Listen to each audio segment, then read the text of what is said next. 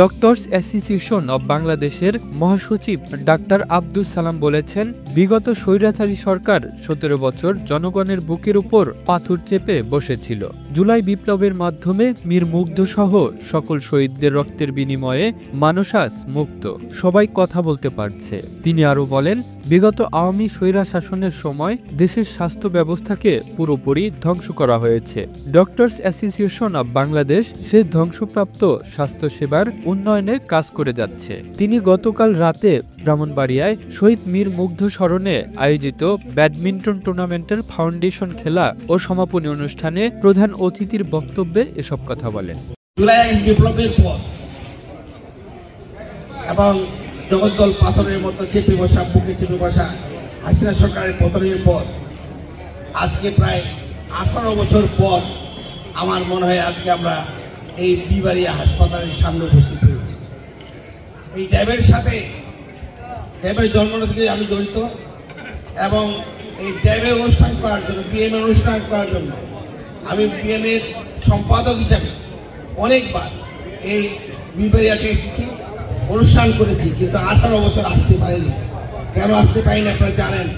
এই স্বৈরাচারের জন্য আপনারা যেমন বঞ্চিত হয়েছিলেন, ঠিক তেমনিভাবে যারা ঢাকা থেকে আমরা আসছি আমরা সবাই বঞ্চিত হয়েছিলাম। আমাদের সৌভাগ্য আজকে এই শহীদ মীর মুগ্ধ নাভিস তাদের রক্তের বিনিময়ে, আজকে 1500 শহীদের রক্তের বিনিময়ে আজকে আমরা মুক্ত হয়ে এই বিবাড়িয়া এসে বক্তব্য দিচ্ছি এবং আপনাদের সাথে আমরা কথা বলছি। কিন্তু দুঃখ এখানেই যে একজন দুই পিতা এখানে আছেন, এই একজন পুত্রের লাশ যখন পিতার কাঁধে থাকে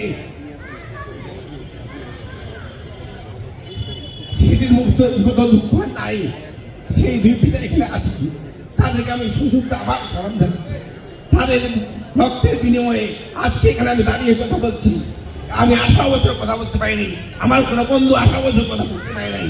আজকে আমরা কথা বলতে পারছি এই শহীদদের রক্তের বিনিময়ে। তাই আবার আমি তাদেরকে শ্রদ্ধা জানাচ্ছি। আমি এই বিজয়ের মাসে আমি শ্রদ্ধা জানাই আমাদের স্বাধীনতার ঘোষক জানেন শহীদ জিয়াউর রহমানকে আমি আরও শ্রদ্ধা জানাচ্ছি। সেই সব মুক্তিযুদ্ধে যারা জীবন দিয়েছিলেন এবং বিগত আন্দোলনের জীবন দিয়েছে সবাইকে শ্রদ্ধা জানাচ্ছি। ভাইয়ের আমার, আপনাদের এখানে অনেক দাবি উঠেছে, ডাক্তারদের সম্বন্ধে অনেক কথা উঠেছে। ডাক্তার আমরা দায়িত্ব পালন করি না।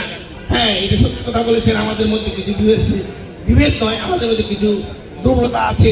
এই বিগত 17 বছর এই হাসিনা সরকার চিকিৎসা ব্যবস্থাকে ধ্বংস করে দিয়েছে। শুধু চিকিৎসা ব্যবস্থা নয়, যারা ইঞ্জিনিয়ার আছেন, যারা অন্যান্য এগ্রিকালচার আছেন, এমন কোনো বিভাগ নাই যেখানে ধ্বংস করা হয়নি।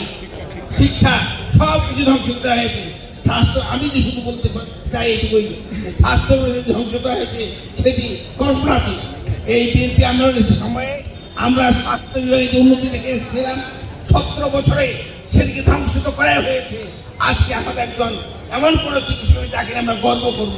আজকে একজন পিতা বলেছেন যে আজকে যারা আহত হয়েছে তাদের পা কেটে ফেলা হয়েছে, তাদের চোখ তুলে ফেলা হয়েছে চিকিৎসা না করে বা চিকিৎসার অভাবে। এটার জন্য আমি মাপ চাই একজন চিকিৎসক হিসাবে যে আমরা ব্যর্থ হয়েছি আমাদের দায়িত্ব পালন করতে। এই ব্যর্থতার দায়িত্ব কার? দায়িত্ব সেই স্বৈরাচার সরকার হাসিনা, যারা এই দেশের স্বাস্থ্য ধ্বংস করে দিয়েছে।